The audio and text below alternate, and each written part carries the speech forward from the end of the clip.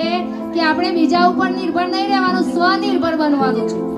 આ life skill મેળાથી આપણે શું શીખવાનું છે કે આપણે સ્વનિર્ભર બનવાનું છે। ગમે ત્યારે ગમે તેવી પરિસ્થિતિમાં આપણે કંઈ પણ કામ કરી શકીએ એવા સક્ષમ હોવા જોઈએ।